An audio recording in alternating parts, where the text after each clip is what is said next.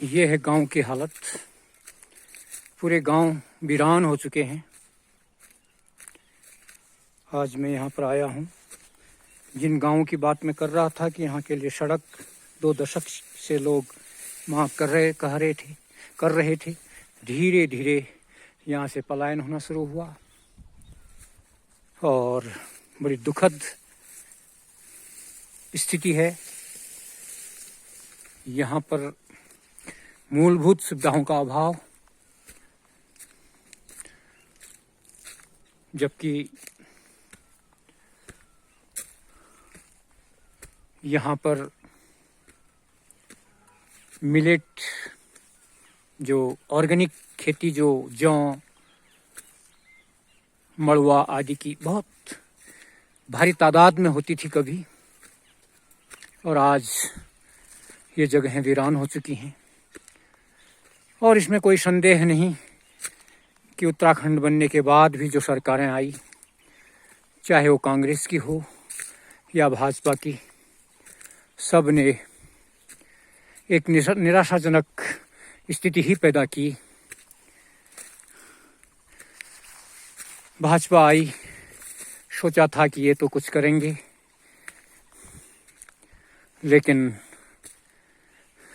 मैं यदि यहाँ पर सड़क की बात कहूँ तो हालांकि 2 दशक से प्रयास जारी था, परंतु 2016 में मैंने सेवानिवृत्ति के बाद पूरे जोर शोर से इस पर कार्रवाई के लिए अपने कदम आगे बढ़ाए। अफसोस कि 3 बार लोक निर्माण विभाग ने वित्तीय स्वीकृति के लिए फाइनल जो निर्माण के लिए जो धन की स्वीकृति होती है, उसके लिए प्रशासन द्वारा जो स्वीकृति होती है उसके लिए भेजा। 3 बार, हर बार ये कहते हैं कि अब रेट बढ़ गए हैं या चेंज हो गए हैं, और 3 बार इनको ऐसे ही, मुझे तो लगता है कि ये केवल और केवल भटकाने वाली और डिले करने वाली प्रवृत्ति के अलावा और कुछ नहीं है। एक बार पुनः मैं फिर मुख्यमंत्री जी को, धामी जी को, जिनसे की बहुत उम्मीद थी हमें, जिन्होंने हमारी उम्मीद पर खरे भी उतरे थे। जब वन विभाग की स्वीकृति नहीं हो रही थी तो 1 साल पहले उन्होंने ये स्वीकृति दिलाई हमको, आशा थी हमें उन पर। लेकिन अब फिर वही बात, प्रशासन के पास और वित्तीय स्वीकृति अभी तक, बार बार लोक निर्माण विभाग कभी रेट चेंज, कभी कुछ, और ऐसे ही फाइलें घूमती रहती हैं, लेकिन काम नहीं होता है।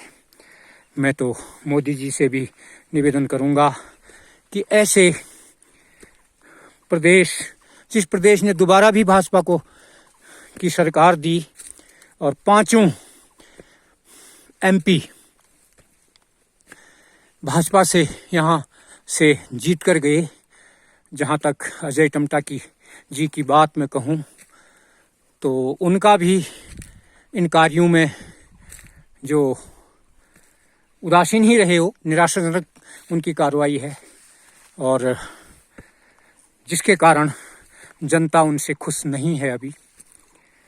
और भाजपा को 2024 में यदि मोदी जी को लाना है तो ये 5 सीटें भी जीतनी होंगी। हालांकि हम तो मोदी जी के लिए ही प्रयास अभी भी करते हैं। हालांकि हमारी कोई आकांक्षाएं जो समाज के प्रति थी, उन्हें पूर्ण करने में ये राज्य सरकार पूर्ण रूप से विफल रही। फिर भी हम तो मोदी जी के लिए ही प्रयास करेंगे, लेकिन फिर भी आशा करते हैं कि इस पर पुनः विचार करते हुए जल्दी से जल्दी वित्तीय स्वीकृति प्रदान करेंगे। यही उम्मीद के साथ ये हालत इन गांवों की हो चुकी है। और जंगली जानवर, उन्हें सूअर हैं, चीत बाघ है, ये सब यहाँ ऐसे जानवर हैं, जंगली जानवर। ये यदि मैं यहाँ की बात करूँ तो अभी घरों में ताले लगे हैं। ये स्थिति है गाँव की। निराशाजनक सरकार की कार्रवाइयों की। हम उसमें सरकार को यदि कोई कहे कि 10 में से कितने पॉइंट देंगे, तो मैं तो 1 भी न दूं, क्योंकि सरकार उदासीन है। क्यों ये फाइलें हमारी प्रशासन के पास घूमती रहती हैं? क्यों न इनकी कार्य क्षमता पर ध्यान देते हुए, जैसे योगी जी करते हैं, जो लोग कार्य नहीं करते हैं उनको वीआरएस देकर घर भेजा जाए।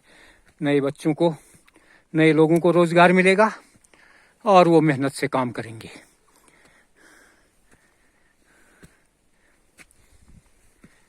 फाइलें पहले तो 3 साल हमारी फाइल नोडल अधिकारी ने घुमा के रखी। बस हर महीने बाद भेज देना उन्होंने वापस, कुछ न कुछ नया लगा देना उसमें आपत्ति, फिर उसको क्लियर करना, फिर अगली लगा देना। बस वो नहीं चाहते थे कि आगे बढ़े ये। और इसी तरह कार्मिकों का ये नकारात्मक सोच, ये विकास के क्षेत्र में बाधा वाला विषय है। इस पर धामी जी को अवश्य ध्यान देना चाहिए। मेरा निवेदन धामी जी से है कि ज़रूर इस पर ध्यान देंगे और हमारी सड़क जो कि पलेटा से होते हुए टोटानोला, खती गांव, तड़ी गांव, सिनखोली और भातड़, मजेड़ा, इन सबको मिलाने वाली थी, जिससे कि इन गांवों का विकास हो जाए, लेकिन अभी तक ऐसा नहीं हो पा रहा है। इसलिए अनुरोध है कि इस पर जल्दी से जल्दी कार्रवाई करवाने का प्रयास करेंगे। इसी उद्देश्य की पूर्ति के लिए मैं निरंतर गांव में घूम रहा हूं, यहाँ की स्थिति को दिखा रहा हूं और इसको सोशल मीडिया के माध्यम से सरकार तक भी पहुंचाने का प्रयास कर रहा हूं। जय हिंद, जय भारत, जय उत्तराखंड।